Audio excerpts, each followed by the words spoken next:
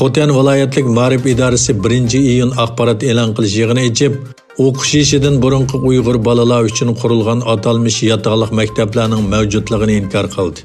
Xitoyning Yer shari vaqt gazetining xabar qilishicha, Xotan ma'rif idorasi ota-onasi yig'ib olish lagerlariga qamalgan yoki majburiy emgakka selinayotgan Uyg'ur farzandlarining yotoqliq maktablarda tutib turilayotganligi haqidagi xabarlarni bema'ni va asossiz deb atagan. Lekin Amerikadagi nopuzliq tadqiqot o'rinlaridan Randening bu yil mayda e'lon qilgan dokladida sunniy hamra rasmlari orqali Xotan shahrining atrofida 20 dan ortiq bolalar lageri borligi o'tirg'i qo'yilgan. 2017-yildan buyon Xitoyning keng ko'lamli tutqun qilish harakati elib berib, 3 milliondan ortiq Uyg'ur va boshqa musulmonlarni lagerga qamishi, 100 minglagan kishini turmaga solish sababli yetim bo'lgan 100 minglagan Uyg'ur bolaning yotoqliq maktablar nomidagi lagerlarga avatilganligi ma'lum. Egilinishcha 2017-yildan buyon Sharq Turkistonda 4387 yasli qurilgan bo'lib, taxminan 662900 bola yotoqliq yasillarga elingan.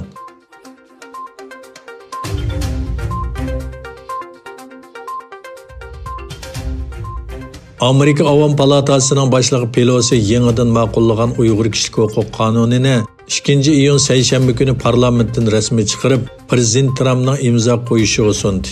Pelosi 4-iyun Tiananmen maydoni voqeasining 31 yilligi arifasida bu qonun loyihasini Amerika parlamentidan avatishining alohida ahamiyatga ega ekanligini aytdi.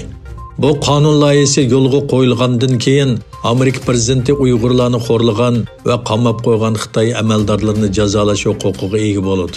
Bu qonun loyihasini Cumhuriyetçiler Partiyasining Kengash palata a'zosi Marco Rubio 5-oyning 14-kuni o'tirg'i qo'ygan bo'lib, Kengash palatasi birdak ovoz bilan shu kunni ma'qulladi.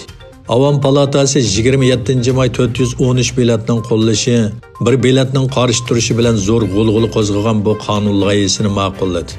Amerikaning qonun chiqarish tartibiga asosan bu qonun loyihasi parlamentning ikki parlamenti tarafidan ma'qullangandan keyin prezident Trump bu qonun loyihasiga 10 kun ichida imzo qo'yadi yoki rad qiladi. Bo'lmasa bu qonun loyihasi avtomatik holda qonunga aylanadi.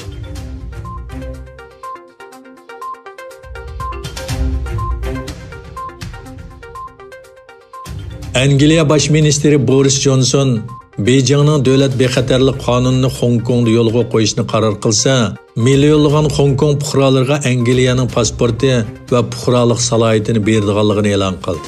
Boris Johnson Times gazetida mundaq deb yozgan: Hong Kongdagi nurg'un kishilar Xitoy davomlashtirishga va'da bergan turmush usuliga tahdid silayotdi deb qaraydi. Agar Xitoy amaldorlari bu yo'lni davomlashtirib, bu kishilarning andisini isbotlab bersa, Angliya bularga sal qaramaydi. Aksicha biz majburiyatimizni ado qilib, boshqa tanlash bilan ta'minlaymiz. Hong Kongda taxminan 350 ming kishida Angliyaning davlatlik chet el pasporti bor bo'lib, mo'ljallanishcha Angliya o'tirg'i qo'ygan yangi belgilama orqali 2 million 500 ming kishi bu pasportga erisha oladi ekan.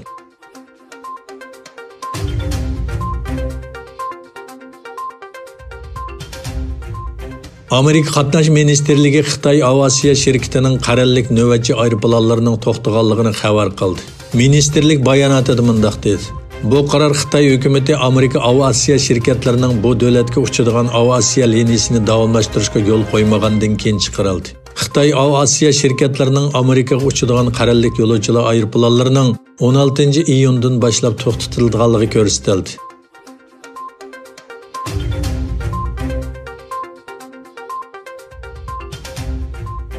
Amerikada taftish mahkamasi 5-oyning 25-kuni qora tanlik George Floydning bo'yniga qaslab o'ldirgan saqchi Derek Chauvinga qartilgan qotillik jinoyatini ig'irlashtirdi.